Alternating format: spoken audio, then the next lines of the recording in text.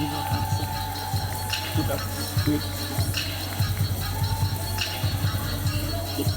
bad.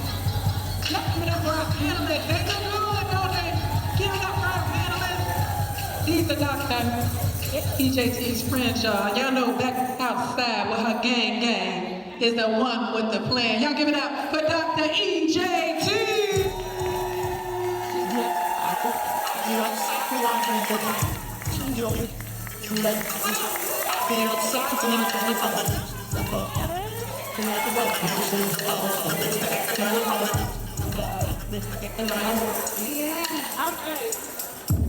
So, I don't know if you heard me, but I said, don't my friends look good?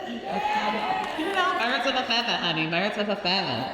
So, I first off just want to express gratitude to each and every one of you for taking your time out to be able to pour into our audience here. And so, each one of these folks runs a multi-seven-figure enterprise, and so they made time to be here. Had to be clear. None of us live in Atlanta. Okay? To be clear. So I just want to say thank you to each and every one of you for making time in your very, very busy schedule to be here. So here's where I want to start. Let's start with a little rapid fire, just so that way people can get context overall in terms of who's on the panel. Okay, so raise your hand if you've been in business for 5 or plus more years. All right? Raise your hand if you have W-2 employees. Raise your hand or keep your hand up if you have more than 5 W-2 employees. Keep your hand up if you got more than 10 W-2 employees. 15. 20, 25, 30, 40, 50. All right.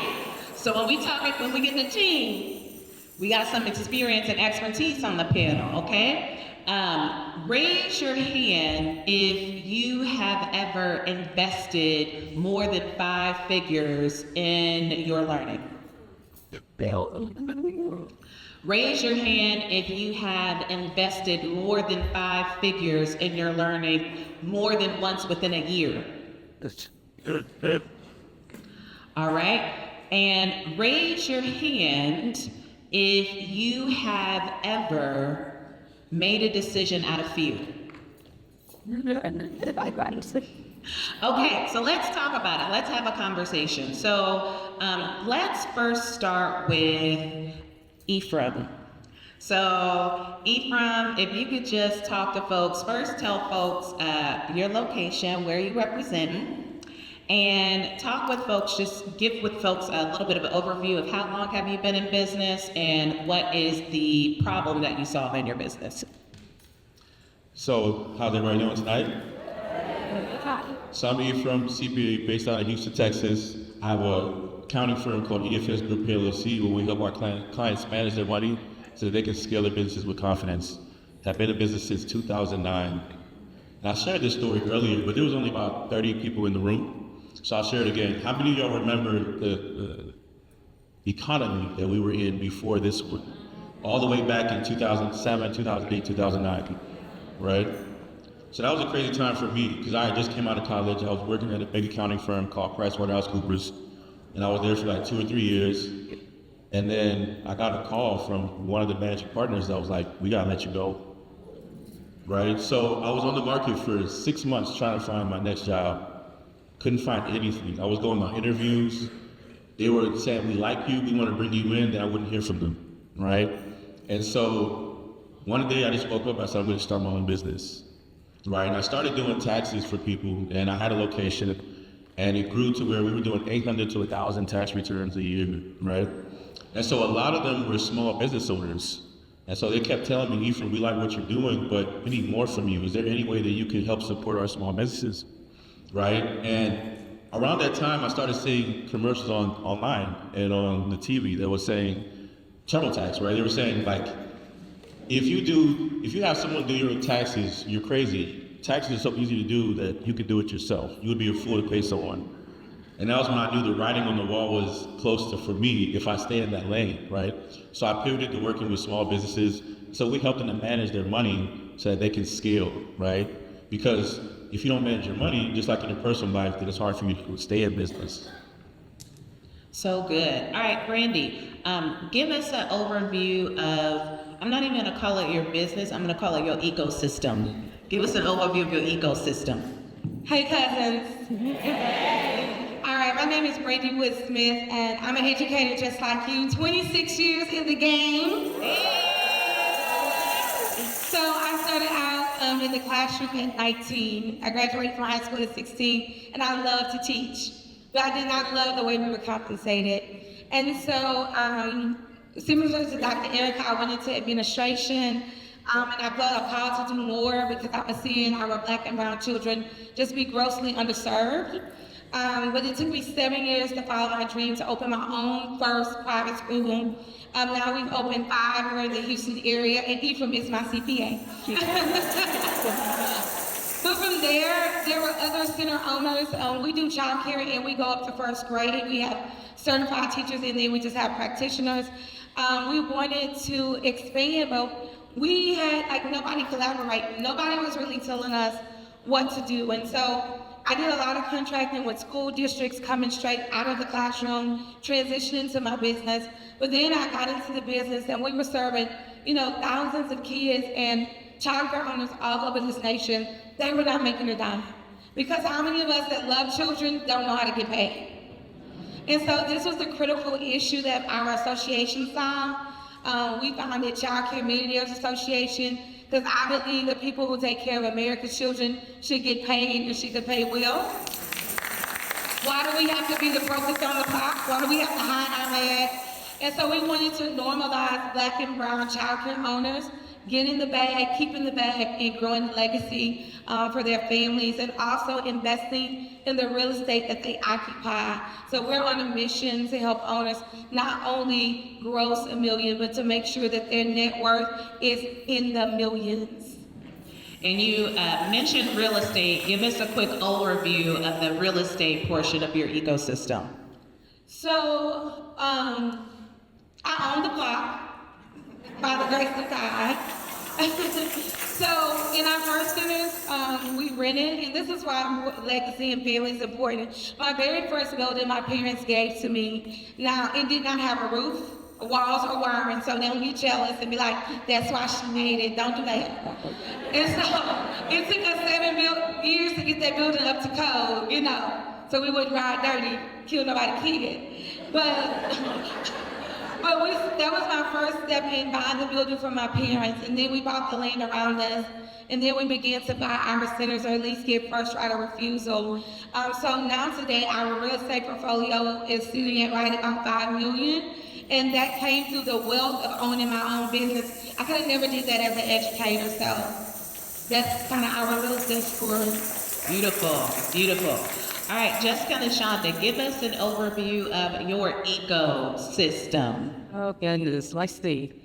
We started our business in 2007. We are registered nurses. We had a background working in nursing homes. When we worked in the nursing homes, we saw so many seniors there who really could have been home if they had someone to take care of them. And then it hit home for us, then it became my grandmother. And she told us, and she never asked for anything, and she told us, I don't want to go to a nursing home. And so that is how we started our business. She was our very first client back in 2007. Our mission is to improve the lives of seniors by preventing them from going to a nursing home and keeping them in their home and community as long as possible. Our ecosystem, we've done a few pivots through the years. We actually sold a part of our business in 2019. We sold our home care for 7 acres. At the time, we still had adult day centers. We had 2 adult day centers and 1 24-bed personal care home, and we had our transportation business. We made a decision in 2023 to make adult day care our main aim because of the silver tsunami that's coming. That's a long story. I can tell y'all about that later.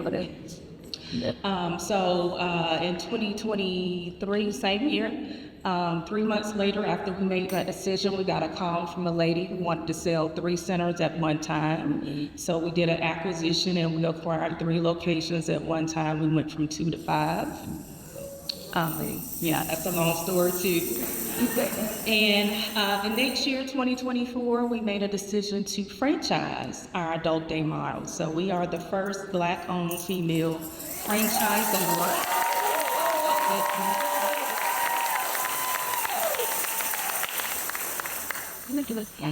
My friends is fly, ain't they? I got good friends. Okay, so I want to frame and open the door for a 7-8 figure conversation, okay? Because we could talk 7 and 8 figures. So I don't want to talk about VAs right now. I don't want to talk about how you found your first hire. I want to talk about 7-8 figure strategy and conversation because we have a panel that's qualified to do that. So let's first start with, if you had to name the most pivotal action that you took that allowed you to cross 7 figures, what would you say that would be? I'll start.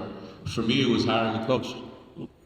Getting into a community like this was the pivotal thing for me, right? Because when I did that, I saw things that I didn't even know were possible, right? I was running my journey by myself, right? And when you're around people that are like-minded, that are trying to go the same direction that you're trying to go, it just makes getting to where you're trying to go a lot easier. Entrepreneurship is a lonely journey. How many of y'all realize that? Yeah. And it's hard doing it with other people, but it's even harder doing it by yourself. So imagine if you're in a community of people that are like-minded, that are trying to go the same direction, that are picking you up when you're down, how much further you can go, right? And then on top of that, you see people in that community that are already where you're trying to get to. So now you see it's possible. Because from where I'm from, I don't see too many people that look like me making 7 figures, right? So I think that was a pivotal thing that I did to help me get to that 7-figure mark. For me, it was about leaning into a system. And me and you from met around the same time. And how many of you are analytical? Like if you just show me a roadmap, you show me a blueprint. It was really about seeing a blueprint that made sense. And me then saying, okay, I can put my energy and my anointing behind this blueprint. And so working with a mentor helped me kind of see where I needed to stop spending my time. And a lot of us, we focus on to-do lists. And I really encourage you to focus on to-do lists. Because there were so many things I was doing that was adverse of me reaching my goals that were not in the blueprint for success. And one of those things was dragging everybody on my back. And so one of the things that I had to emancipate myself from, and this was very hard for me as an educator and as a lover of people, it was having the weight and the responsibility of taking everybody with me before I forced away and found my own system. And so me being able to follow a system that worked and a blueprint that worked gave me the power to say, I'll come back and get you. It really built $1 million business to turn into 10 million and then to $31 million in revenue by following the system. I think for us, we were making $1 million like 5 years within our business, and we didn't even realize it because we were doing something that we were passionate about, something that we love to do. And so we were busy doing the thing. And so when we were busy doing the thing, it was something we loved to do and we put our all in it. But when when you're the first millionaire in your family, you're the first millionaire in your community, you feel alone and you feel isolated. And so we got stuck right there. We wanted to do more. And so, but when we became a part of a community of other people, just like you first said, that had the same mindset, and we could see that we can do more with the passion that we had, we were able to take our business even further. So a quick technical question is how long did it take you to cross 7 figures? The first time it took me 7 years, and in my second business it took me 18 months back to following the system. All right. Well, because we didn't have a community, it took us 3 years to even make a profit. And we worked our own jobs, worked as registered nurses until the business made money. And then I think once we both came in full time, it took us another 2 years. So I would say 5 years for us. Yeah, it took me about 12 years to get there to that $1 million mark, right? Like, there was like a 5-year span where I was making the same amount of money every single year, right? So I hit a ceiling, and I was like trying to figure out, how do I bust through it, right? How do I get to that next level? And like I was saying earlier, the coaching really like helped me see where my shortcomings were to help me get there. So around that 12-year mark was when I did join a community similar to this, probably about 2 years prior, that helped me to really bust through. But we're talking about $1 million in a year. I just want to be clear about that. Because that's a different thing. $1 million in a year and getting to your first $1 million, I think that's a different conversation. 100%. So on day one yesterday, we had a conversation around CEO versus founder. And a significant part of that conversation where we defined CEO as an important role, and it's technically still a job, right? Versus a founder, I actually say founder is a lifestyle. And a founder, you have built a system that in a business that doesn't require your presence day to day. And the conversation that we've been having that I think is an opportunity, or I'm curious for you all if this has shown up for you, is like it requires you to give up control in your business when it comes to hiring other people, allowing other people to make decisions in your business. And so I'm making an assumption, and tell me if I'm incorrect, that it might have been difficult to give up pieces of your business. And if that's correct for you, how did you work through that? I'll speak to that. First of all, I didn't even realize all the stuff that I was doing in that instance. And we met a coach, and the coach really helped us work through it. But when I started unpacking all the stuff I had been doing, because we had been CEO and COO since 2007, I had about 5 jobs I was doing. I ended up hiring 5 people. Yeah. So I spent last year really trying to replace myself, and now we finally got a team. We got someone over HR, and now we got someone over marketing. Now we got someone over operations. Now we got somebody over all those pieces that I was doing. And now I feel like I'm ready to scale. Like I think that was holding us back from scaling. For me, it was realizing that the people I was hiring, I was giving control, they were making revenue, right? And so it was a mindset shift of these people are not an expense, they are ATMs for me, right? And I'm willing to hire someone who's gonna generate revenue, and I'm willing to give control if they're well trained, if I see the benefit. But a lot of times when we're first growing our company, we see that next big hire is how I'm gonna pay them and me, right? Not realizing that anytime we have that critical role, the first thing you should ask yourself is how are they gonna pay themselves?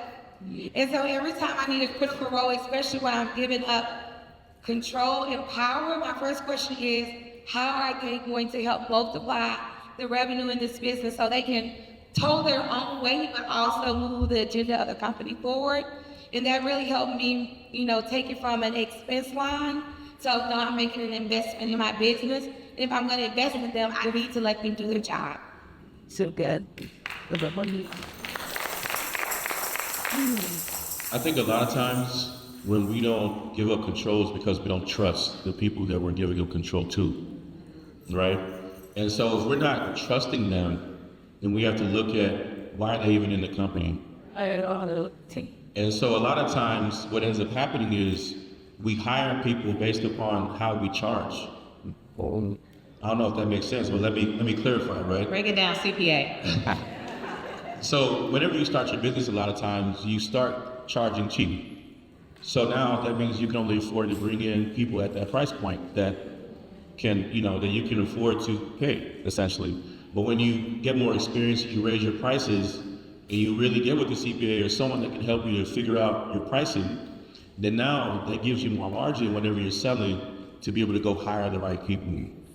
And so I realized that over time, because when I first started, I wasn't charging enough, right? So I realized that the quality of people that I was bringing in, it wasn't their fault, they just weren't high quality. And then when I started to charge more and I started to get better at what I did, I was able to bring in higher quality people into the company. So now when we're talking about giving up control, it's a lot easier because I've vetted you and I've paid you what you're worth. We're talking $80,000, $90,000, $100,000 plus salaries, right? Things that when I first started the business, I wouldn't have been comfortable paying. I'm not paying you that. I didn't even make that in corporate. Why am I going to pay you that, right? But as you get more experience, then you start to say, you know what, it makes sense to bring that person in because look at how much things that they can take off of my plate. Look at how much time that they can work on everything they do independently without being having to be on them every single day, right? So I think that was a big thing for me. So one of the things that I realized after each of you said yes, this wasn't intentional, but then I realized that after everybody said yes, I was like, everybody on this panel has either bought or sold a business. So I think that's a fascinating conversation to get into. And specifically, and we were talking about this morning, of knowing your numbers. So I want to have like a numbers finance conversation because buying and selling a business means you have to know how much a business costs. And so I would love for you all to share, like, how did you have to build your muscle with numbers, or what did you learn from that experience when it came with numbers? And so raise your hand if you bought a business, and raise your hand if you sold a business. So from a number standpoint, a financial knowledge standpoint, like, what did you learn or what did you have to learn in order to be positioned to do that? I guess first I would say is understanding when you buy a business, knowing what it's worth. And a lot of people think when they sell in their business that it's worth what they make, the revenue. And that's not the case. It's the EBITDA. And I defer to the accountant to talk more about the EBITDA. But essentially it's the profit. And you actually sell or buy for a multiple of that profit. And certain industries are different. When we sold our business the first time, we sold for a multiple of 3. Now, when we sell the next time, we're going to be looking at a multiple of 12. So understanding those numbers, and that way, when you're talking to people, like you can know, you know, like I want to see the financials, the last 3 years of tax returns. I need to see your last year of financial P&Ls year to date. Financial means books. Yeah. Just to be clear, not bank statements, just to be clear. Yeah. So I think learning that was important. You know, okay. So I haven't bought a business yet, but I've helped support people in buying businesses, right? Because we have clients that buy, but I've sold a business. And so for me, when I sold my business, I got that information from somebody that was a part of a community that I joined, right? So that's why it's important to be around other people because they're going to teach you things that you didn't even know. So I was, at that time, before I sold my business, I was jumping on discovery calls with clients. There were some clients that I didn't really want to take on, right? Because I felt like it was too early to bring them on.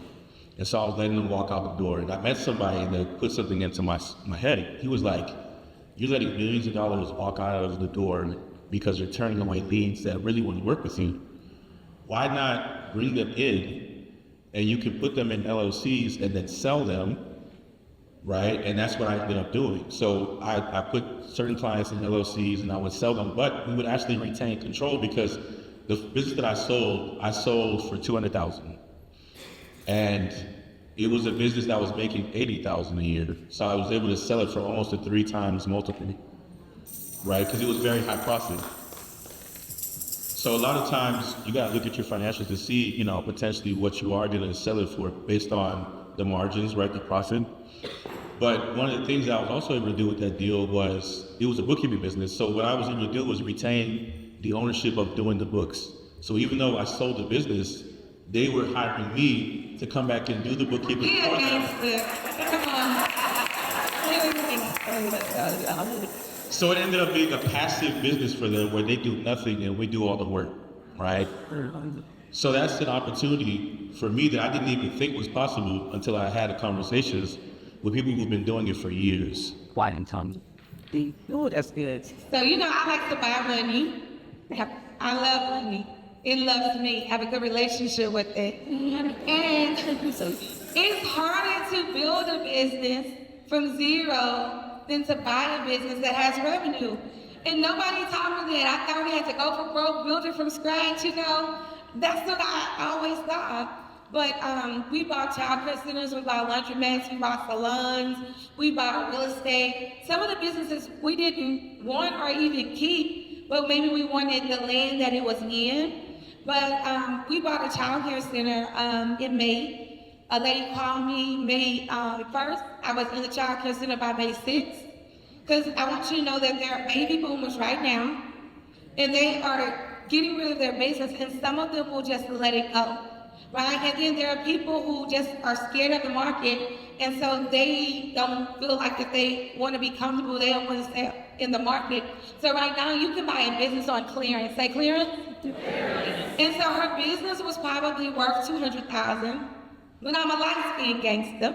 And I offered her $35,000, and that included her staying on for 6 weeks to run the business while gaining time. And this was a business that will revenue be $500,000 just on the first year. So some people want to get out of a business so bad, or they have a partnership that's so bad. And listen, I'm not trying to heal you. I just want you to give me the keys and go ahead and give me the clients. But there are really great business deals, especially in the education space, because a lot of people are exiting certain sectors when that creates a window of opportunity for you. And so I want to say, just remember, you can buy money. And it's nothing like going into a business and you make the money the same day. Who does that? I do that. I like you.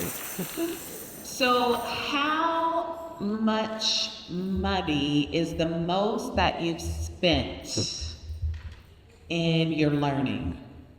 What's the most amount of money that you spent in your learning, and how long did it take you to make the decision? At what time? I was since like,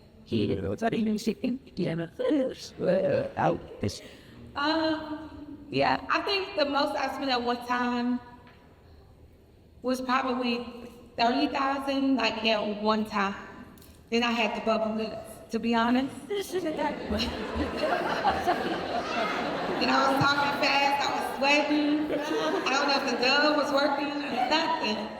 But I knew that it was what I needed, but collectively spent multiples of 10, 20 of that. And how, to go deeper in that, how did you get to a yes? In spite of the bubble guts. Nobody I knew had the solution, right? And so, I can't go to my family and be like, "Oh, let me hold $50,000 for this payroll," because no, they can't even answer my question. They can't even relate. Me and Dr. Erica was laughing. At the first of every month, I pay 7 mortgages. We own properties that we don't have mortgages on, but I pay 7 mortgages. I pay $200,000 in payroll between all of our businesses. I can't go and talk to my family about that, or even my friends that are in business.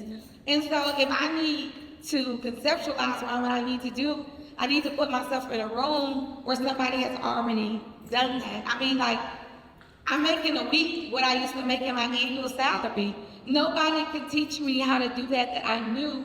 So I knew that I need to go further to get the information that I needed. If that makes sense. It was a no-brainer for us, because we were doing B2C selling, and so we wanted to do B2B selling, and we knew nothing about it.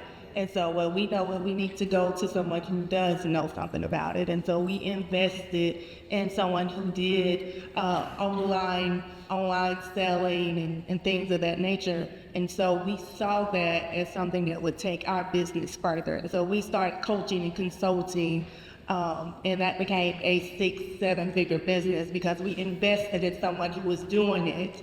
And so we learned and we put that system in, and it reaped benefits for us. Here's what's interesting. I don't know if y'all picked up on it. Nobody said buy a book. Nobody said I went to YouTube with me. They were like, there was something that I didn't know. And I mean, we've only heard from Jessica, Nashonda, and Brandy, but they said, I need to go find somebody who's done it. So I just wanted to name that out loud because that is a trait of 7, 8, 9-figure business owners. They understand that money loves speed, which means I have to find the answer quickly. I ain't got time to read the book. I will pay to spend a day with the author. That's what that means. Ephraim, did you want to add before we move forward? This year I've spent $75,000 on coaching. And the reason I've done that is because, like I said earlier, there's times in your business where you're going to reach roadblocks. And how do you bust through that? Do you try to figure it out on yourself, or do you try to seek help, right? And so for me, before I spend money, I do research on that person, right? I attend certain, let's say, intensives or things that they're doing. I read their books or anything that I can see online. And then based on these things that I'm gathering from them, I'm like, if that little piece of information you gave me is that powerful, imagine what else is on the other side once I invest that money, right? Then I'm also thinking about, okay, if I can go into this community and learn this one thing, what will it do for my business? And how quickly will it help me get to where I'm trying to go to in my business? Instead of me trying to sit there in these communities and try to figure out, okay, let me make sure that I do everything that they're offering. No, what's that one thing that's gonna really push me forward and push me through? And then once I get through that, there's always gonna be another roadblock, and then you keep investing, and you keep investing. Another thing too, if your coach doesn't have a coach, that's a problem, right? If your coach isn't learning from somebody and they're not able to bring back information, that's a problem, right? So you want to invest in somebody, you want to invest in someone who's always going to be bringing you back more and more information that you can use in your business to grow. You make it so good. All right, we're going to open it up for Q&A. So if you got a question, go to the mic.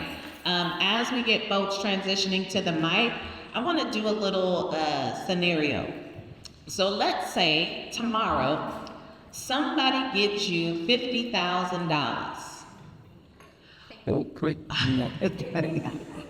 What would you do with the $50,000 to flip it and make more money?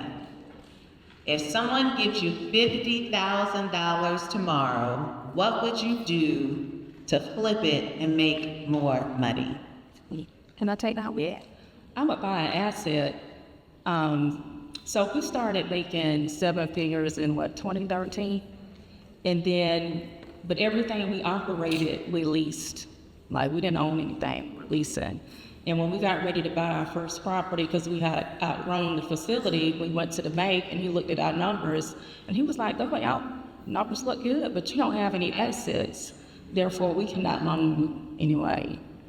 We had a 7-figure business and we couldn't get a loan to buy an asset. And so we left that day saying, we got to change this picture. And we immediately went to the property that we were leasing and asked the owner, can we buy it? And this is a building we went in that was probably worth $40,000 that we rehabbed and operated over 7 years. He sold it to us for $185,000. That's one thing. And so anyway, we start from there on, we started buying everything that we operated. We have a $10 million real estate portfolio. And I think that's made the biggest difference. But if I got $50,000, I'll use that as a down payment on the asset. I love it. All right, let's go to the mic. What question you have over here? So for Ephraim, and I have a question for Brandy too, but I wanted to know like where we're So I'm sorry, let me frame questions. So name, question, one person. Okay. Got you. Ephraim. My name is Shania Elder. I'm a special education advocate in the Houston area. And so I wanted to know, I love seeing y'all by the way. So I wanted to know as a business owner, like I'm on the heat scale too, right? And I made about $16,000 in my business last year. What would you suggest as an accountant, like, why do I need you? How do I even get, because in our minds we think, well, we didn't make that much, so how are we gonna be able to have someone who can help us and what you do, accounting and bookkeeping and all those things. What would be your best advice for someone in my little? You're probably going to be surprised by my answer, but I'm going to tell you that you don't need me right now. Okay. Yes. And the reason I say that is because you need to be focused on making more money in your business, right? Right. Because before you hire, think about this, right? If you hire an accountant, they need something to account for, right? Right. Yeah. And that's, So that's the question. Well, and I like you said, before I came up here, but I'm like, in accounting, what are we supposed to be doing at this level for our field? right. But I'm not opposed to, like, you can always hire someone like myself on like a one-off consultation type of thing. Okay.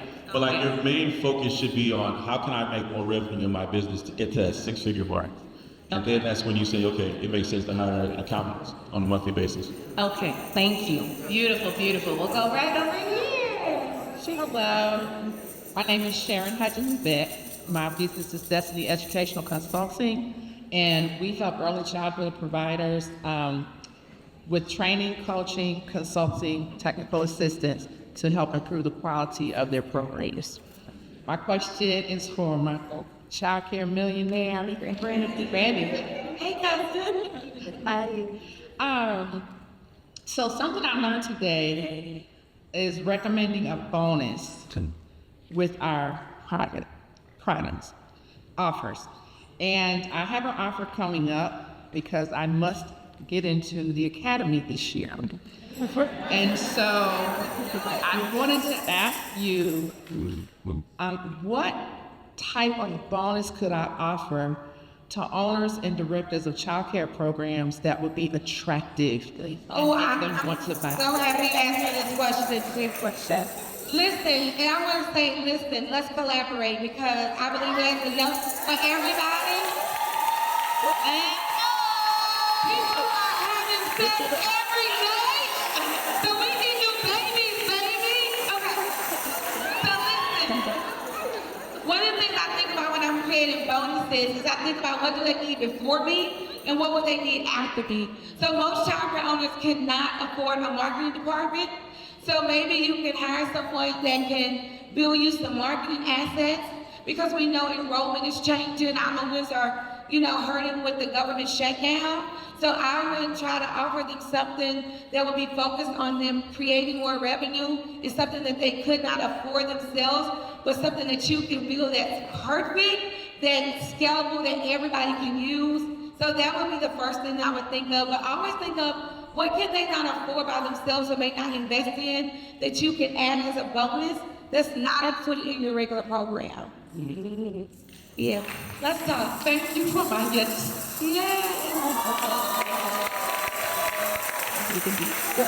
All right, Jareen.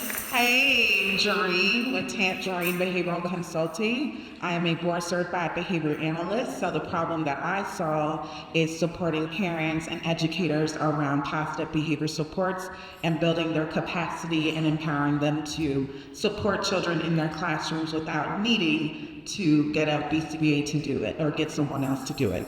So I had a question for Brandy because I would say 2 years ago, my passion is definitely this age group, early childhood, preschool age. And I said to myself, in 5 years, I'm going to open up a preschool. So my one question is, what would you say is needed in order to either acquire a child care center?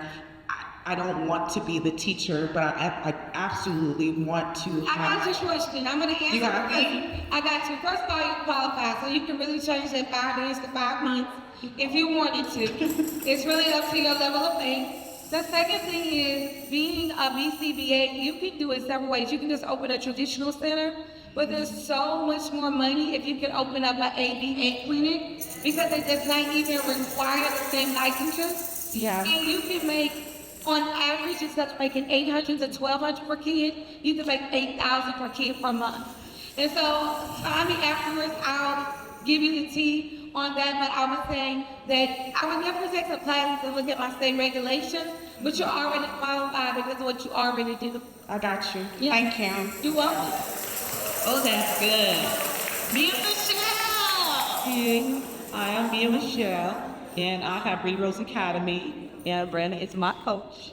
And she also helped me get out of my Rita Rose Academy, and I transitioned that into my daughter so that I can go to my true love, and that's why I'm here. So my question is to the sisters, which I love that you guys are sisters working together, because I've always thought that that childcare and the seniors can really work together, and there's a model that I have in my mind about those because I know that they're lonely and all of those things. And so what would you say, how do we get into that to be able to merge the two? Because I would love to do an adult center as well as a child care. Yeah, so there are actually models out there that do that. We haven't got into that yet, but there are models. But I would say this, one of the things that we're seeing that we're starting to get a lot of is a lot of special need adults. So we have it's a special waiver for them. We just admitted 6 this year. And I don't know if you guys heard of like Easter Seals and places like that. They have a waiting list. They're full. So that is definitely a business that I would definitely suggest to look into. Adult day for special needs as well. But to answer your question, yes, you can do both. Okay, and then how do we find out more about your franchisement? You can see me after the I'm hanging out. InnovationSeniorSolutions.com. Hit some. All right, we'll go Trey, and then Carl will be our last question. Go ahead, Trey. Trey Gibbons, founder of Strengths-Based Training. I help district leaders leverage their strengths to build confident teams through assessments like emotional intelligence and DISC. My question can be answered by anybody.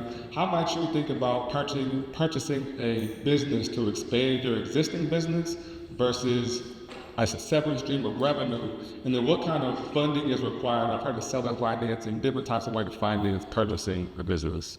So let's give that one to Ephraim. And just to give context, I don't think Ephraim would say this, but he is the CFO for a lot of the retail brands that you all know. Awesome. A lot of Black-owned retail brands. Have you heard of Active and Black? Have you heard of Curl Knit?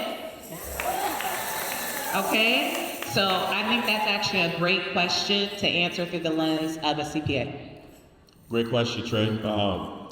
I would say yes, it makes sense too. Like, let's say you have a growth plan and you're trying to get to, I don't know, $10 million, right? 8 figures, and you're at 1 million. You could continue to sell one by one each of the contracts that you're selling, or you can speed that up by acquiring a business in the same space and merging it with what you already have, right? So imagine having a growth plan like that where you are going out and you're acquiring 2 to 3 businesses a year, and now you're merging it, and now you're taking over the business, and you already have your systems and processes in place in your current business, so now you're literally just putting it over in these are new businesses, and you're bringing on the new team to come and merge with your culture.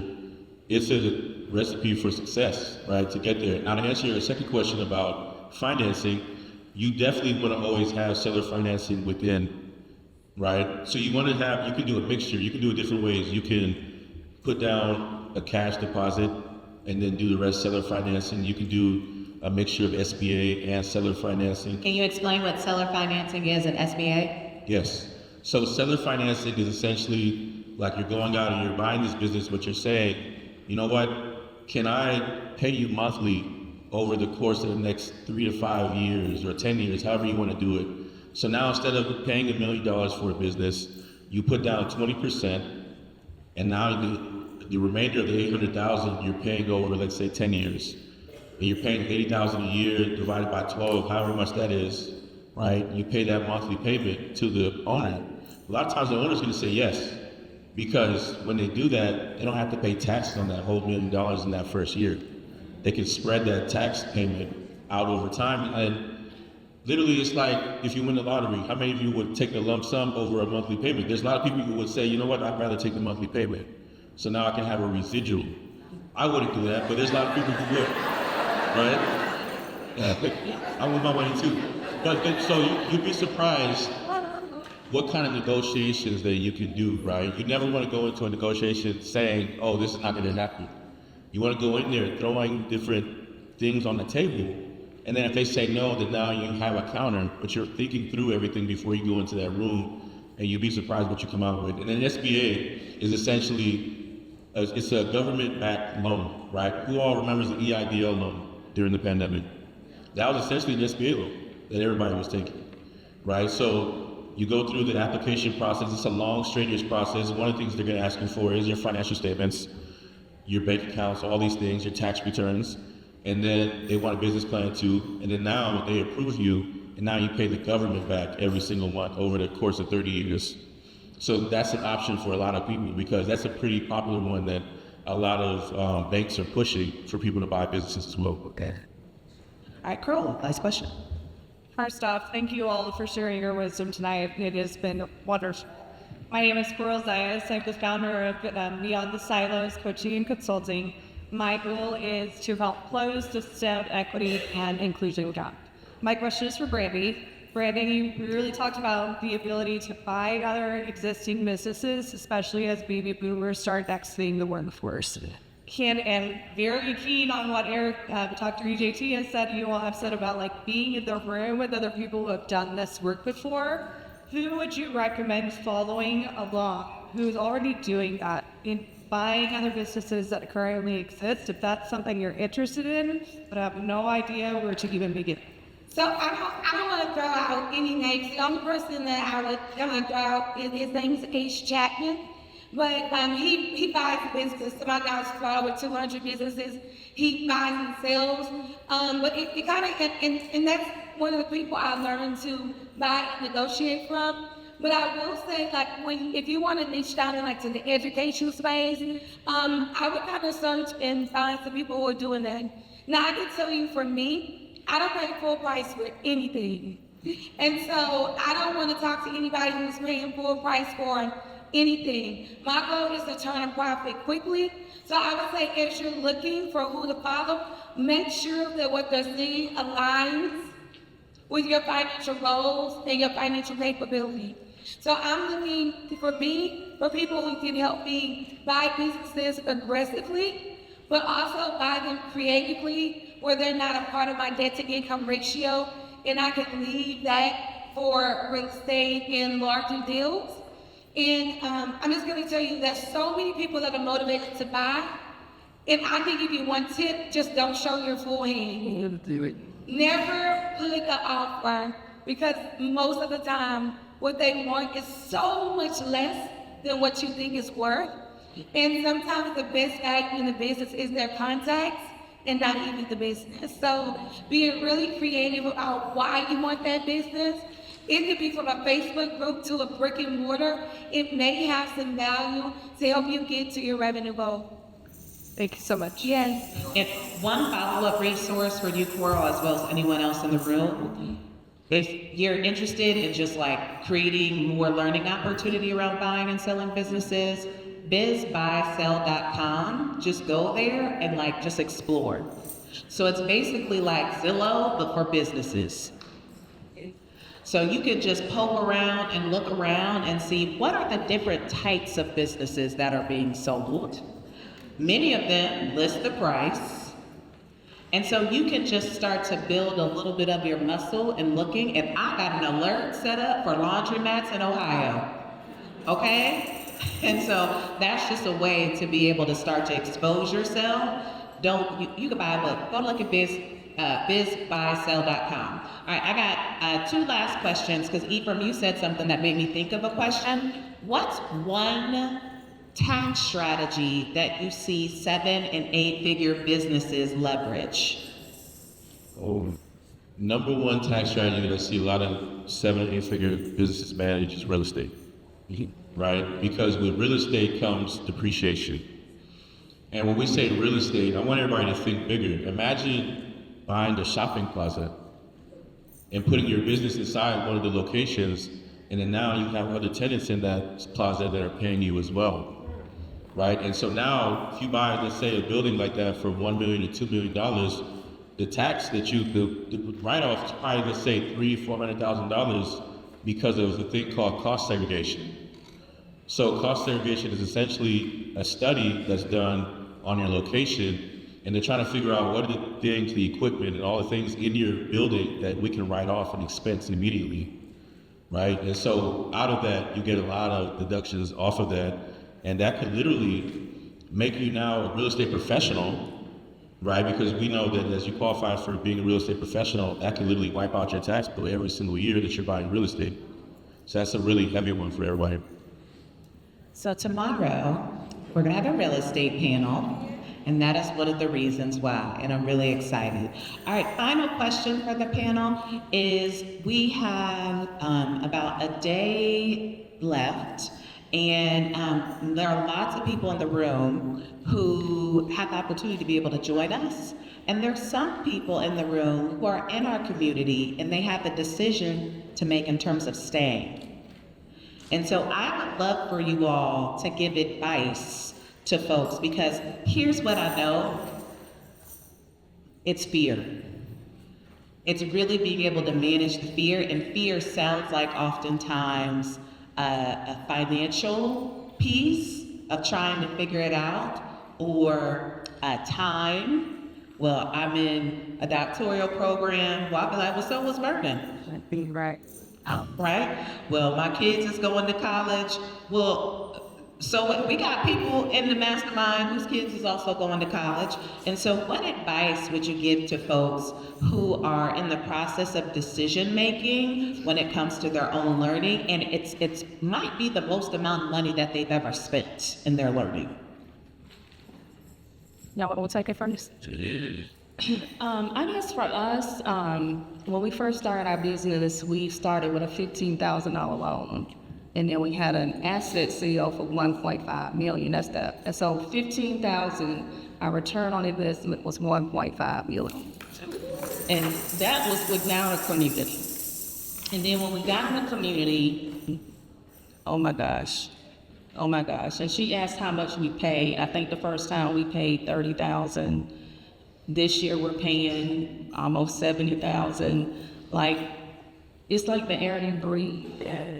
It's like we desire the knowledge, we want to get there quicker. Exposure, I said this one time on a talk show, I said, how did I say it about it? Exposure is a hell of a drug. And I ain't lying. It can make the difference in your business, it's gonna make the difference in you going from here to there. So that's what I would say. I would say do it, and do it scared, right? A lot of times, whenever we make a decision like this, it's gonna help us to jump into action. Because it's good to come to conferences and leave like, oh, I learned something, I had fun, I met all these people. But what's your motivation for even being here in the first place? So, is it to leave your job? Is it to stay at your job? Is it to support your family? Is it to be bigger than what you currently are? And so if you leave here not making that decision, now you leave here pretty much the same, right? Because we all know whenever we go back home from conferences, that high turns to a low. But if you join a community such as this, you now experience that high every single day, because now you're amongst other people that are trying to get to where you're trying to go, right? So you have to make that decision. And another thing too, if I have money to bet, I'm betting on Dr. EJT every time. Every time. Because I know that every year, every quarter, every time she does something, she's gonna do it big, she's gonna do it elegant, and she's gonna, most importantly, bring the information that you guys need in order to continue growing your businesses, right? So just off that alone, I would join. So I'm a little more ghetto than them. They're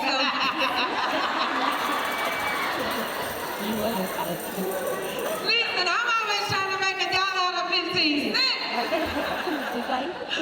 No, but for honest, if you ever talk science, you know things in motion stay in motion, and things at rest, it stays at rest. So there are a lot of people with potential that die with potential.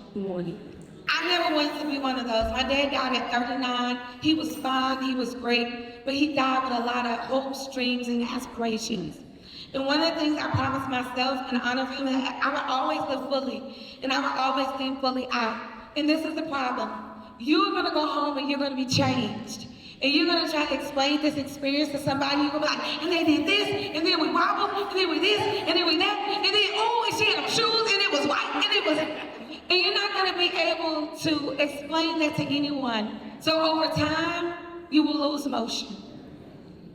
The point of investing in yourself is so you don't lose motion, but you gain motion. And that's what we call the flywheel. That your motion gets faster and faster and faster, and that you're able to make money faster and faster and faster because you stay in motion. We all know somebody that started and they started and they started, and they are professional starters. And I never want to be there. When my time comes, I want people to say it is finished. Every time she said something, she finished it. Every time she showed up in an amazing way. She stayed in motion. She didn't give up. She invested in herself. So I asked you, do you want to be a starter or do you want to be a finisher? Because finishers keep moving even when it hurts, even when they're sore, I want you to think about it. Great athletes, they keep taking a shot, they keep taking a shot, they keep taking a shot, they keep taking a shot. They don't take the shot to become a winner. They take the shot because they know that they're a winner. And to maintain that position, they gotta keep investing time. They gotta keep investing money. They gotta keep investing in a coach. So it's really simple. Are you a starter or are you a finisher? What are my finishers? Don't be scared, it's just a declaration. What are my finishers? If you're saying, I want something more for myself, you gotta do something more for yourself. You're not doing it for her. I guarantee you she's gonna go to Bali anyway. She's gonna go to Dubai anyway. She's gonna travel first class anyway. She's gonna keep her driving. The question is, will you be able to do it? So I encourage you to be a finisher, to invest in yourself, and like Ishana said, I guarantee you, you'll see a rate of return. Believe in yourself, you got this. I want to thank each and every one of you, not just for tonight and the conversation, but I want to thank you for being a friend. So for each and every one of these people sitting up here, the conversations, after hours conversations that we've had about business, about life, about love, they're conversations that you all have created a safe space to be able to have and to see each other as people, even in the midst of all the things. And I just greatly appreciate and love each and every one of you for the way that you support me. And so thank you so much for being here. I love each and every one of you. You all give them a hand for coming tonight. Just gonna step in and be here.